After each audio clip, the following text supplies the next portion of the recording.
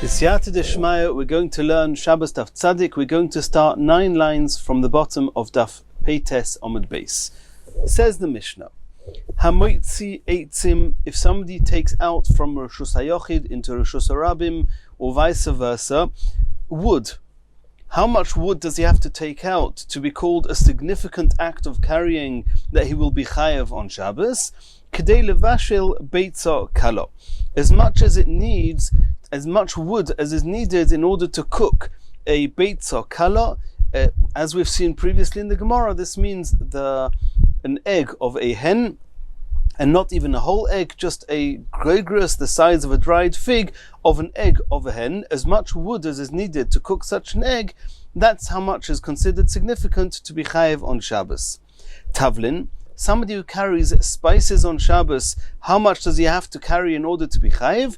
Kedei letavel beitza kala, in order to season, to spice such an egg that we just mentioned, which is a small size. And umitzdarfin zeim zeh, and different types of spices, they are mitzdarf, they connect to each other to make a single shiur. For example, if a person used 3 spices to spice such an egg, and had he used any one of them, just a third, it would not be enough to spice it, he would not be chayev. And then, for example, he used a third salt, a third pepper, and a third ginger, then even though each one on their own, he didn't use enough to be chayev, since between all 3 of them, it's a spices which is significant and was sufficient in order to spice and to season such an egg, he's going to be chayev on Shabbos. Klipe egoizin, which is literally translated as the peels of nuts, klipe rimoinim, the peels of pomegranates, istis upua, and these are 4 ingredients that are used for preparing dye.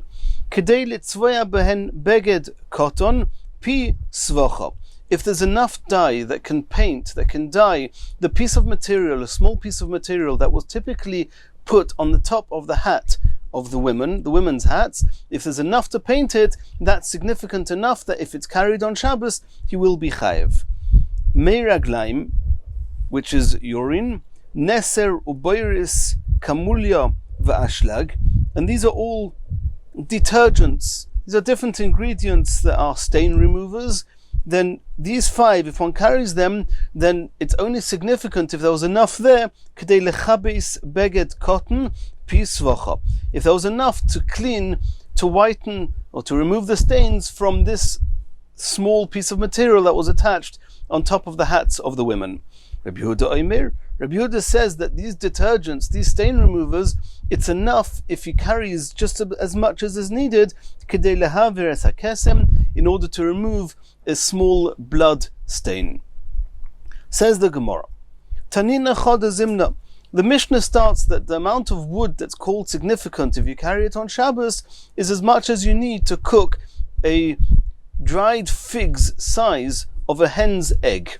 Asks the Gemara, we've already seen this in a previous Mishnah. We saw previously, kono, if somebody carries a reed, kedei lasois kulmus, then if that reed is long enough and wide enough, or not too wide, to be used as a pen, then carrying that on Shabbos will make him chayev. It's a significant act of carrying. Im hoya av, if this reed was too wide, oy marusas, or if it was cracked, it wasn't able to be used as a pen, then kedei levashel beitza kalo shebabeitzim, then as much as is needed in order to cook a hen's egg, which is the egg of all eggs, which is the easiest to cook. Terufa, and we're talking about this egg has already been beaten on a suna be'ilfus, and it's already in a pot, and these details we learnt in a previous sugya. Then that's as much as reed as you have to carry to be called a significant act of carrying. Asks the Gemara, what's the difference between that reed and the wood mentioned in our Mishnah? There's no need to say the same halacha twice. Says the Gemara, I'll tell you the difference. The reed is not, you can't do anything with it. The only thing you can do with the reed, if it's not able to be used as a pen, is to use it as firewood. Firewood is called significant if it can cook such an egg. However, regarding regular pieces of wood, the chazu, lekocha, de aklida. One can use it for a tooth of inside a key, inside a lock. We've already discussed that the lock had one of the pieces of the lock, at least that's how it was back in the day. They would have something called a little tooth, and that would make the combination, or would allow the key to turn the lock. However it worked, the Rishonim discuss it. Then that tooth was sometimes made of wood, and therefore, since you can't use a reed for that, but you can use a wood. So we may have thought that even a very, very small piece of wood would be used and would be carried, and is significant if one carries even a very small amount on Shabbos. A filakolshu, even if it's that small. Kamash malons, the chiddush of this Mishnah is that even wood, if it's less than the amount of wood that it takes to cook such an egg, it's not considered significant and is not going to be chayiv on Shabbos. Continues the Gemara. We saw in the Mishnah, Tavlin kadei letavil beitza kala, that spices, if there's enough of the spice that can season such an egg, then he's going to be chayiv if he carries it on Shabbos. And the Mishnah continued, umitzdarfin zeim zeh, even if you used a number of spices together, then if between all of them there's enough to spice such an egg, he will be chayiv. Asks the Gemara, uruminhu, this seems to contradict what we learned regarding other isurei hana. Tavlin, spices of isurei hana, shnayim v'shloisha shemois mimin echad, even if you have 2 or 3 different spices, but they're the same type, they're just called something else.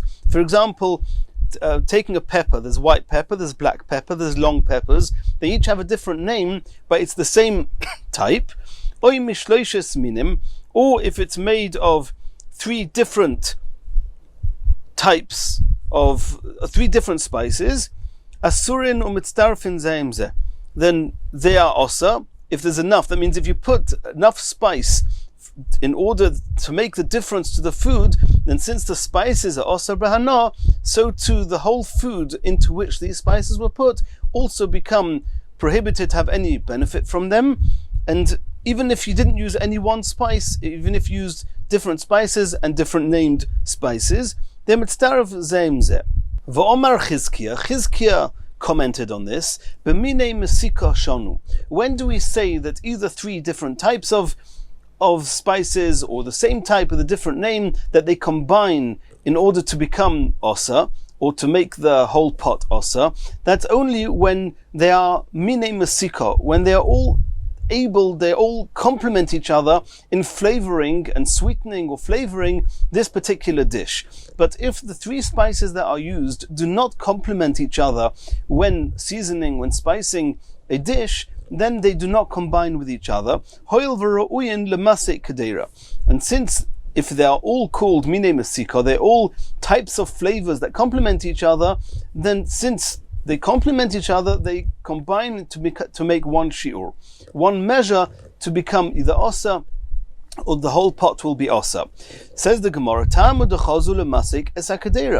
only reason that the combination of 3 different types of spices will make the whole dish osa is because they complement each other. But if they do not complement each other, they will not combine to make an issa. If so, asks the Gemara, why is that different to our Mishnah? When our Mishnah, it just says that mitzdarfin zeimzeh, that they combine with each other, and there's no condition there that the different types of spices that will be combined to each other in order to be called a significant carrying is only if they complement each other in a dish. Says the Gemara, hachanami chazu lemasek, our Mishnah also is referring to those types of spices that they complement each other in sweetening and flavoring a dish, and only under that circumstance will the 3 combine with each other, and if one carries them on Shabbos, he will be chayiv. If they do not complement each other, then he would need a whole shiur. He would need enough of the spice to flavor this egg of each type, of each group that complement each other. Continues the Gemara. We saw in the Mishnah, these are different ingredients used to dye material. Kedei litzvoya beged cotton, that if it's significant enough in order to dye a small piece of material, and we said that this was the small piece of material that's used and was attached to the top of a woman's hat. Asks the Gemara Uraminu. This seems to contradict what we learned previously. Hamoitzi samonim, if somebody carries on Shabbos herbs, shruyin, that have been soaked and are ready to be used as dye, kedei litzvoya behen dugma le'ira. Then if the amount of dye that he carried is significant and sufficient to dye a small piece of wool that's used as a sample to show people different colors and different dyes, and that's exactly as much as one would need le'iria in order to close the weaver's bobbin, some tool that was used on the loom, then that's enough, and that's a much smaller amount than needed in order to dye the beged cotton piece vacha mentioned in our Mishnah. So why previously did we learn that it's enough to carry dye that can paint the dugma that we just mentioned here, and in our Mishnah it seems you need much more? Omer of Nachman, ha itmar alo, Omer of Nachman, Omer Rabba Baravua, lefi she'ein odom tereach lishrei samamonim litzvoya ben dugma le'ira. There's a fundamental difference between what we mentioned previously, where the ingredients of the dye have already been prepared. It's already dye that's able to be used. So since you have this dye and one can just paint this sample with it, this dugma and le'ira, then that's significant enough. If you carry it on Shabbos, you'll be chayev. But in our case, in our Mishnah, we're not talking about dye that's already been prepared. We're talking about the ingredients that still have to be prepared. No person would prepare the ingredients if all he has is that little bit amount that can be used for this dugma le'ira. A person would only prepare the ingredients to make the dye if there's enough in order to paint this beged cotton piece vacha. And therefore in our Mishnah, where we're talking about unprepared dye, ingredients for the dye, one needs a larger shiur, a larger measurement than we saw previously. Continues the Gemara. Mei raglaim, we mentioned that there's a number of ingredients which are stain removers, and one of them is mei raglaim, urine. Says the Gemara, Tana mei raglaim ad ben arboim yoim, that the urine can be used as a stain remover, as a detergent, only 40 days. And there's a discussion in the Rishonim, is it only till 40 days are over, or only from 40 days are over, from when whoever it was urinated? Then that's a discussion in the Rishonim. Continues the Gemara.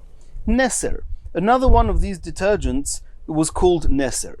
Says the Gemara Tana, Neser Alexandris, we're talking about the Neser that comes from a place called Alexandria, V'loi Neser Anpanterin, but not the Neser that comes from Anpanterin, which is obviously wasn't used as a detergent and is not included in this Mishnah. Boiris, another one of those detergents, those stain removers, the ingredients was boiris. Omer of Yehuda. Says Rav Yehuda, what is this boiris? Zeh chil, is talking about sand. Asks the Gemara of Otanya, we saw in a different brisa, ha-boiris v'ha-chil, that the brisa mentions a number of ingredients and separates boiris from chil, from sand. So you see that boiris is not chil. Elomai boiris, what is boiris? Kavrisa. It's sulfur. It's a different material. It's not sand, it's sulfur. Ask the Gemara Meisvei, we learnt in a brisa, hoisifu alehen, and this is regarding one of the halachas of Shmita, of Shvius, that they added different ingredients, and they are hachalvitzin, v'aleinun, v'haboiris, v'ha'oihel. Different ingredients that were added in one of the halachas of Shmita. Says the Gemara of Isalt Kedatoch Kavrisa, if boiris is kavrisa, which is sulfur, kavrisa mi isya b'shvius, does the halachas of Shmita apply to sulfur? Votnan, we learnt in a Mishnah, or in a brisa, ze aklal, the rule is kol sheyesh le ikar, anything that has a root, yesh le shvius, the halachas of shvius apply to them, but she'ein le ikar, but something that is not rooted into the ground, even if it's dug up from the ground and it's excavated from the ground, but it doesn't have roots in the ground, ein le shvius, the halachas of Shmita do not apply to them. And over here, you're saying that boiris, Shmita does apply to them, and so boiris cannot be kavrisa. Elomai boiris, says the Gemara, boiris is not kavrisa, it's not choil, it's not sand, it's ohola, a different type of something that grows.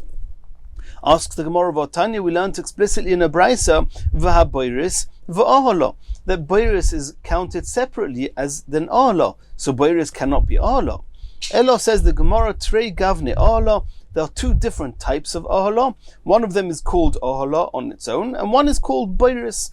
And that ohola is what we're mentioning here in the Gemara, and in our Mishnah, it's one of the ingredients that are used as stain removers. Continues the Gemara, kimulya. We saw in the Mishnah that another one of these stain removers is called kimulya. Omer Rav Yehuda. Rav Yehuda says, shluf dutz. The name was shluf dutz, and Rashi says that the Gemara doesn't explain what it is, it just tells us the name of it. Not what it's used for or anything. We don't know anything about it, we just know its name. Continues the Gemara, ashlag, which is another one of these, the last of these detergents, of these stain removers. Says the Gemara, Omer Shmuel, she'iltinu lechol nechoisei yama. I asked all the seafarers, all the sailors, what this is. What is ashlag? V'omru li, and they said to me, shunano shmei. It's something called shunano. U'mishtakach, it can be found benukva de marganisa, in the holes of the pearls. Pearls are typically found in the sea.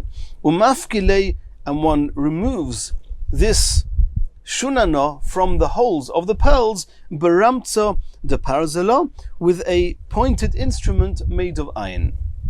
Continues the next Mishnah. Palpeles. If somebody carries palpeles on Shabbos, and Rashi says that it's not the pilpul, it's not the peppers that we know, and the Gemara is going to explain what this palpeles is used for. Kol shehu, if you carry just the smallest amount, you're already be chayev on Shabbos. V'itron, tar, if you carry tar on Shabbos, kol shehu, it's even if you carry just a little bit, there's no minimum amount. Minei besomim, if you carry different types of spices, or minei matchos, or different types of metals, kol shehein, since they can be used even in the smallest measure, then carrying even the smallest amount, he'll be chayev on Shabbos. Me'avni hamizbeach, if somebody carries from the stones of the mizbeach, or me'afar hamizbeach, or from the earth of the mizbeach, or makak sforim. Now this makak, it could be it's the name of a worm, it could be it's the decay that comes from this worm, but either way, it's what we might call book lice, or it's some type of a worm that eats away at sforim, at the parchments, and when the Mishnah mentions sforim, it means the parchments of the Tanakh, Sifrei Kodesh, and these worms, either the worms or the decay left behind from these worms, having eaten away at the sforim, or makak matbechoisem, or the decay of the wraps of the sforim. Kol shehu, even the smallest amount, if one carries it on Shabbos, will be chayev. Why? Shematzniin oison legoinzon, because they are stored away in order to do gniza. We know it's a Gemara Megillah. The halacha is that dvarim shebekdusha, when they can no longer be used for their original purpose, they have to be put into gniza. They have to be put away. You're not allowed to throw them out. You have to bury them. And since a person is very careful to put aside these dvarim shebekdusha in order to hide them and put them away properly with the right respect, therefore even the smallest amount is significant, and he'll be chayev if he carries it on Shabbos. Rabbi Yehuda Omer, af hamoitzi mishamshe avodah zarah, even if somebody carries the accessories of avodah zarah, kol shehu, since the Torah said that even the smallest amount of avodah zarah, and even also the accessories of avodah zarah are osa, and the Torah gave value, gave significance as far as the prohibition is concerned of even the smallest amount, and therefore if you carry it, you'll be chayev. Shenemar, as it says in the pasuk, lo yidbak biyodcha me'uma min hachirim, you shouldn't attach, you shouldn't take any, even the smallest part of the avodah zarah or their accessories from the loot, from the chirim, from those avodah zarah that have been excommunicated, that are prohibited to have anything to do with them. And since the Torah says me'uma, even the smallest amount, therefore it's significant enough that if you carry the smallest amount, you'll be chayev on Shabbos. Continues the Gemara. Palpeles kolshu. This palpeles that we mentioned in the Gemara, in the Mishnah, that even if he carries just the smallest amount, he'll be chayev, lemay chozya. What is it fit for? What can you do with the smallest amount of palpeles? Says the Gemara, l'reach hapeh, it's a remedy for if somebody's got bad odor in his mouth, then he can use this palpeles to expel the bad odor, and therefore even the smallest amount is enough. Carrying it on Shabbos will be a significant act of carrying and chayev. Continues the Gemara. Itron kolshu, if somebody who carries tar or even the smallest amount, he'll be chayev. Asks the Gemara, lemay chozya, what's it good for? What's it fit for? Says the Gemara, letzilchasa, which is a type of migraine where just half of the head hurts, and they would use this tar in order to cure themselves, or in order to get some relief from this migraine. Continues the Gemara. We saw in the Mishnah, Mine besomim kol shehin. If you carry different types of spices, then even the smallest amount is going to be chayev. Tonu rabbanon, hamoitzi reach ra. Somebody who carries something which expels a bad odor, kol shehu, even if he takes out just the smallest amount, he's going to be chayev. Shemen toiv, but if somebody takes out fragranted oil, kol shehu, there also is going to be chayev if he takes out just the smallest amount. Argomon, purple dye, and Rashi says that this purple dye he's not sure. Rashi says exactly what it's for, but he thinks that it also can be used to be smelled. Kol shehu, again, since even just the smallest amount can be used as a smell, therefore it's significant, and he'll be chayev on Shabbos. Ubesulas havered, a very young rose, achas, even just a single petal of such a young rose, if somebody carries it on Shabbos, he's going to be chayev. Continues the Gemara. We saw in the Mishnah, mine matchis kol shein, if somebody carries different types of metals, even just the smallest amount, he'll be chayev. Asks the Gemara, lemay chozu, what are the smallest amounts of metals fit for? Tanya Reb Shimon ben Elazar, oimer shekein roi lasis mimeno darbon cotton. One can use it for the tip of an ox goad. It was a stick that was used that they would hit the ox in order to make it move forward.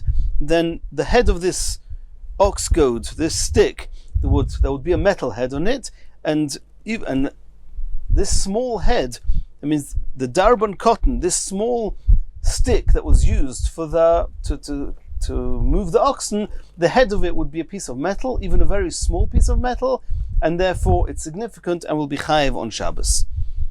Continues the Gemara, Tanu Rabbanon, ha'omer hare olai barzel. If somebody commits himself and he makes an oath, he says, I'm promising to take to the Bedek Habayis, to the Beis Hamikdash, barzel, iron. How much iron is called the minimum amount of iron? Achirim oimrim, others say, lo yivchis mi amo al amo. It has to be at least a square amo of iron. Lemay chazya, asks the Gemara, what's a square amo of iron good for?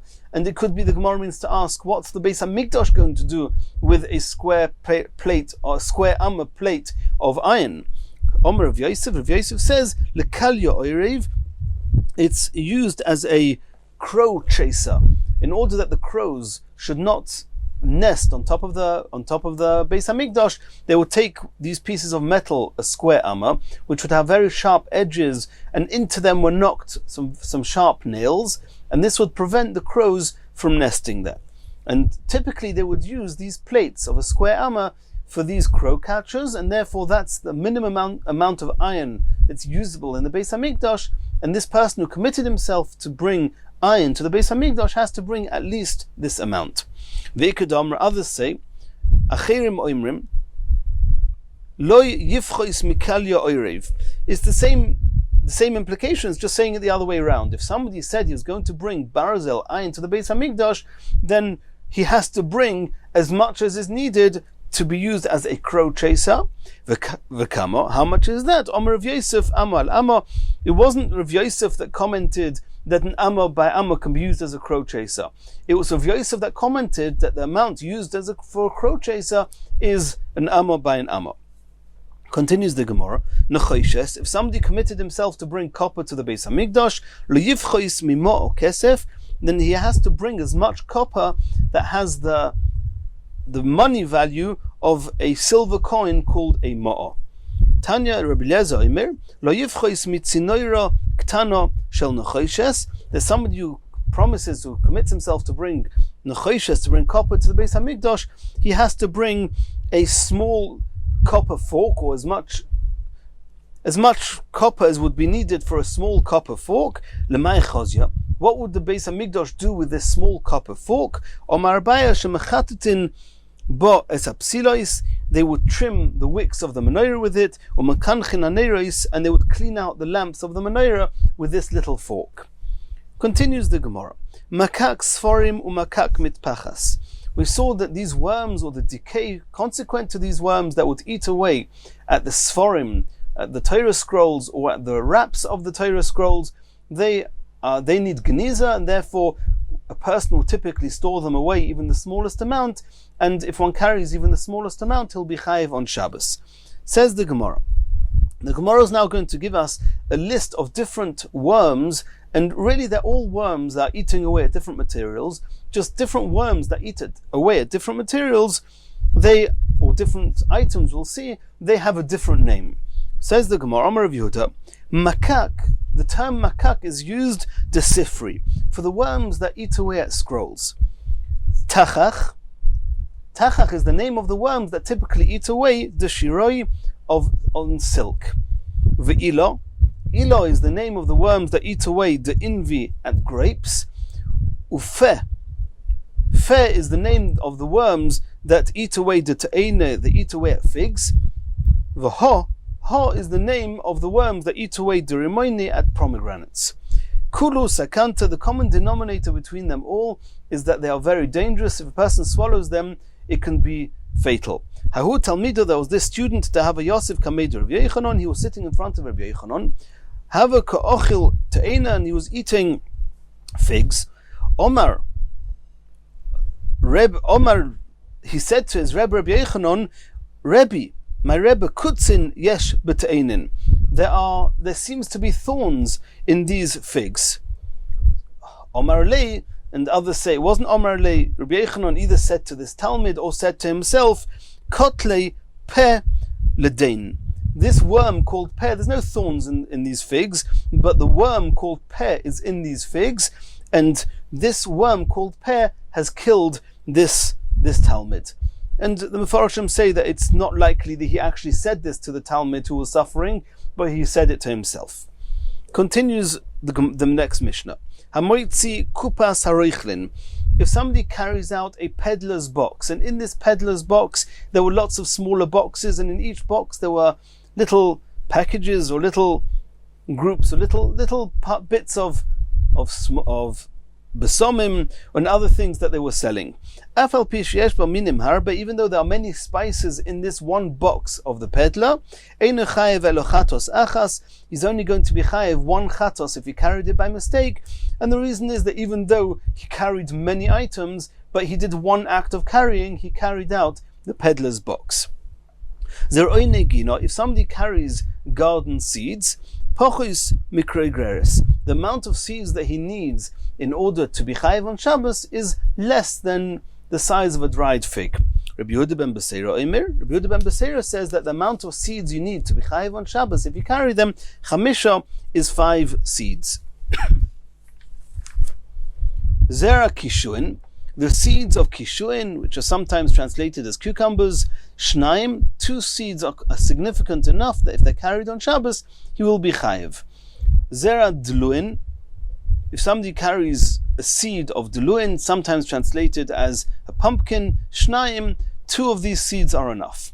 Zera pul hamitzri, the seeds of a bean of Mitzrayim, shnaim, 2 seeds. Chagav chai tohir, a live tohir locust. Now there are many different types of locusts, and we'll see some of them now in the Mishnah and the Gemara, but some of them are tohir, some of them are tomei. One thing is clear, the tomei ones are completely tomei, they're not allowed to be eaten at all. And when they're dead, they are tomei, etc. Other locusts, there are some locusts that are tohir, and they may be eaten, and there's a chiddush that locusts, similar to fish, they do not need shchita, they do not need to be slaughtered, and one's allowed to eat them even alive. Even alive, we'll soon see in the Gemara that one shouldn't do that, but there's no Eiver min achai, and they do not need shchita. One can just kill them and eat them. So how many of these live tahir locusts do you have to carry in order to be chayiv on Shabbos? Says the Mishnah, kol shehu, the smallest amount. Even one small live locust, which is tahir, is mutter. If he carries on Shabbos, he's going to be chayiv. And we'll soon see that the reason for that is because they would typically give it to a little child to play with, and therefore it has value, it's significant, and therefore carrying it on Shabbos from one domain to the next, he'll be chayiv. Mace, however, the dead locusts, even if it was a tahir locust, but it's dead now, then it's a food item like any other food item, and the measurement is kagregreres. If there's enough there, which is the size of a dried fig, and he carries it on Shabbos, he'll be chayiv. Tzipoires kromim, which is another type of locust, bein chaya, bein mesa, irrespective of if it's live or dead, kol shehu, if he carries even the smallest amount, he's going to be chayiv. Why? They would typically store it away to be used as for healing, as a cure, and since they would store even just the smallest amount, it's significant, and carrying it on Shabbos will be chayiv. Rabbi Yehuda Omer, in contrast to the Tanakama, where the Tanakama said that carrying a live locust that was tohir is kolshu because he would give it to a child to play, Rabbi Yehuda says, Af hamoitzi chagav chai tomei, a live locust that would be given to a child, even though it's a tomei type of locust, not a tohir type of locust, it's also kolshu, it's also just the smallest amount he'll be chayev, shematzniin oisay lekotten nischoik boy, because they would store it away to give to a little child to play with it. So the machlokas between the Tanakama and Rabbi Yehuda is, would they give a live locust, which is a tomei type of locust, to a little child? And the Gemara is going to discuss the point of their discussion. Says the Gemara, Uraminu, we're going to ask a contradiction. We saw here in the Mishnah that in order that somebody who carries seeds, then one needs quite a number of seeds in order to be chayav for carrying on Shabbos. Zaroi Negino we saw was just less than a gregreres, according to Yehuda ben Beseira, it needs to have 5 seeds, etc. And this seems to contradict what we saw elsewhere. Zevel v'choil hadak, fertilizer or fine sand, that how much do you have to carry to be chayiv? Kedei lezabel kelach shel kruv. It's enough if you take out as much fertilizer that you can fertilize a single stalk of cabbage. So you see that a single cabbage is significant, and fertilizing a single cabbage is significant. So why should taking out a single seed of cabbage not be significant?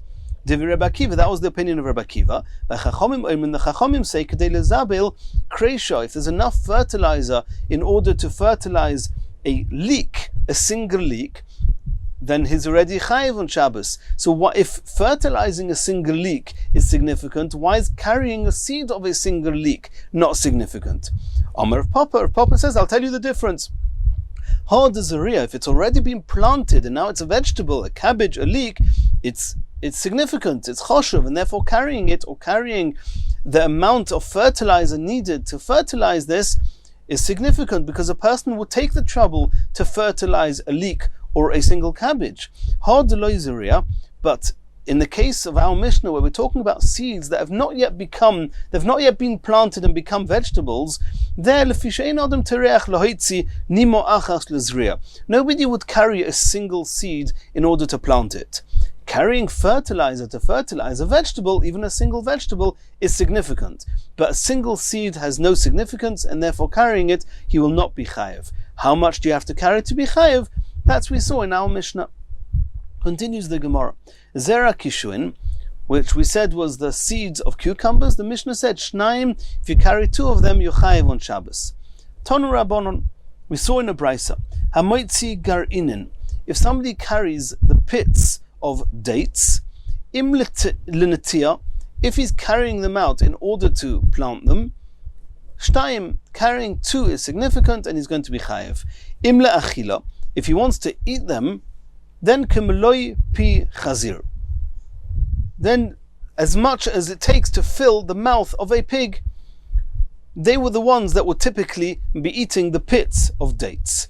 And obviously it's also for a Yisrael to have pigs. So we're talking about how much he would give or sell to a goy who has pigs. V'kama, how much is that? Kama meloi pi chazir, how many pits of dates are typically given to a pig? Says the Gemara, achas, even just a single one. So if you're using these pits in order to sell them to those who are feeding pigs, even if you carry just a single one, it'll be chayev. Im lahasik, if he's using them as firewood, he's using them to burn in the oven. Kedei levashil beitzo kala, as we've seen previously, if there's enough there to cook an easily cooked chicken's egg, then he's going to be chayev. Im lecheshboin, if he's using it just in order to help him with his mathematics. Sometimes if people want to remember groups of numbers, groups of 5, 10s, whatever, and he takes a pit and he says every pit represents one group of whichever number he decided, and that way he won't lose count. If he's using them lecheshboin, then shtayim. Then if he has 2 of these pits, then it's already significant and he will be chayev. Because 1, you would never need 1. Because if all you want to remember is one group of whichever number you're counting, you don't need the pit. 2, you might want to remember that there's 2, that you counted twice that number, therefore 2 pits are significant. Others say till 4 a person doesn't need pits to remember. Remember, I counted X number once, twice, 3 times, 4 times. When it's more than 4, a person might need a reminder, and therefore from 5 pits, if he carries them on Shabbos, he will be chayev. If he's carrying them with the intent of using them for cheshboin to help him remember his calculations. Continues the Gemara, Tanu Rabbanon. We're going to now see a brisa telling us about different items, how much has to be carried to be chayev on Shabbos. Hamoitzi shnei nimin, if somebody carries 2 hairs, mizonov asus, from the tail of a horse, umizonov apora, or from the tail of a cow, chayev is going to be chayev. What significance do they have? Shematzniin oison lenishvin, because they will typically be stored for these nishvin, which is the straps, which is the nets used for traps. In order to make the nets used to trap birds, they would use these hairs. Miksha, which are these bristles, which is the hairs, the very coarse hairs that grow on shel chazir, that grow on the spine of a pig. Achas, even just one of these, he's going to be chayev, and the reason is because it can be used as a needle. It's very sharp, it's very coarse, and they will tie the string to it and use it as a needle. Tzurei dekel, the leaves of the palm. Shtayim, carrying just 2 of them, he'll be chayev on Shabbos. Turei dekel, which is the palm vines, these are even thinner and smaller than the tzurei dekel. Achas, just carrying 1 of them is enough, is significant to be chayev on Shabbos. And Rashi says that he doesn't know what the turei dekel were fit for. Continues the Gemara. We saw in the Mishnah Tzipoires Kromim, this type of locust called Tzipoires Kromim, bein chaya, bein mesa, irrespective of whether it's live or dead, kol shehu, even if he carries out the smallest amount, he'll be chayev on Shabbos. And we said that the reason was because shematzina isol lirafua, it would be used for healing. Asks the Gemara, my Tzipoires Kromim, what is this Tzipoires Kromim? Omar Rav said, Palya Biori. It's called Palya Biori. Omar Abaya explained, Umishtakach, they can be found bedikla in the palms, dechad navra, the types of palms that have a single vine. Each one, that's where they can be found. Va'ovdila lechuchma. It can be used in order to attain knowledge. Some people, they can't acquire so much knowledge, and eating these locusts will help him acquire knowledge. He would eat the right hand side of this Tzipoires Kromim, upalga de smole, and its left side, Romi lo, he would throw it begufza de nachasha, into a copper tube. V'chosim lo, and he would seal it beshitin gushpanka, with 60 seals. V'toli lo, and he would hang it be'evra the smaller on his left arm. V'simonoch, and in order to remember that, leiv chacham, the heart of a wise person, liyaminoi, is to his right. V'leiv ksil, and the heart of a less intelligent person, lismoiloi, is on his left. So we can remember from there that somebody who wants to attain more knowledge, it means he's trying to turn something on his left to become more knowledgeable. The leiv ksil should become more knowledgeable, therefore he hangs this tube with the left side of this locust on his left arm. V'chokim kama deboy, now that he's eaten the right side and he's got the left side hanging in this tube on his left arm, he should now acquire as much knowledge as he wants. Kama deboy, as much as he wants. V'gomar kama deboy, and he should learn as much as he wants. And now, in order to retain the knowledge, v'ochil lei le'idoch palga, he now has to eat this left part, the left-hand side of this tzipoires kromim. He has to eat it, the left-hand side. If he doesn't eat it, me'akor talmudei, then the learning, the knowledge, and everything he's learned consequent to this tzipoires kromim is going to be uprooted. He's going to forget it. He's going to lose it. Continues the Gemara. Rabbi Yehuda oimer af hamoitzi v'chulu. We saw in the Mishnah there was a machlekas Tanakama and Rabbi Yehuda whether a person would give a person would give a live locust which is tomei to a child. Everybody agrees a person would give a live locust which is tohir to a little child to play with. Rabbi Yehuda says also a tomei one would be given to a child to play with. Says the Gemara, the Tanakama sovar loy. The Tanakama say that a person would not give a live locust which is of the tomei type to his child.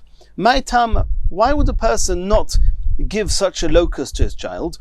Dilma ochile, maybe he's going to eat it in his tomei. He's not allowed to eat it.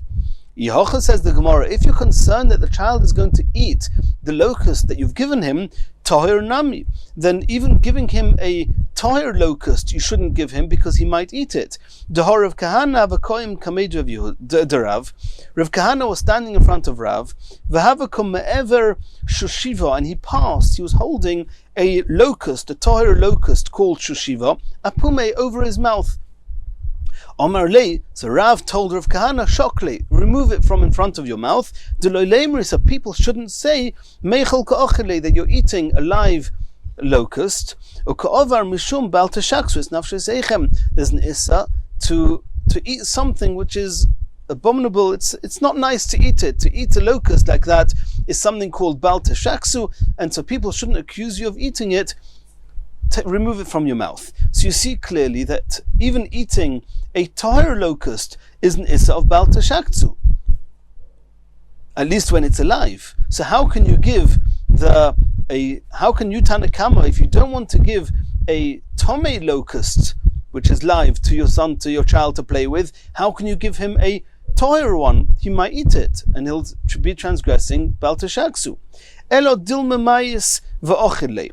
The reason that I don't want to give him a locust which is tomei is because the locust might die and then the child's going to eat it and he's not allowed to eat a tomei locust. But if I give him a tohir one, then if it's going to die, he's allowed to eat it. It's not bal teshaksu, it's only bal teshaksu to eat a live locust, not to eat a dead locust. And it doesn't matter that it didn't have shchita. As we said before, it doesn't need shchita.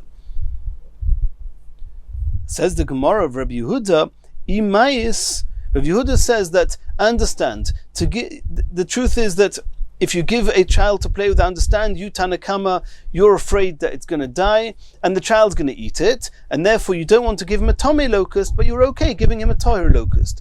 I, Rabbi Yehuda, say that cotton mispat sofidle, if a little child is playing with a locust, it becomes his friend, and if it dies, then he's going to eulogize it. He's going to be sad that it died. He's going to do a hesped on it, and he's certainly not going to come and eat it.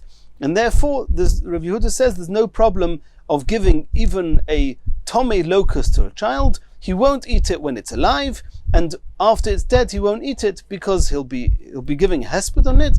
and therefore it was okay. The Chachamim said, no, we're afraid he's going to eat it, and therefore we can give him a Tahir locust to play with and not a Tommy one. And in Mirz Hashem, in the next Shir, we're going to start the next Perek.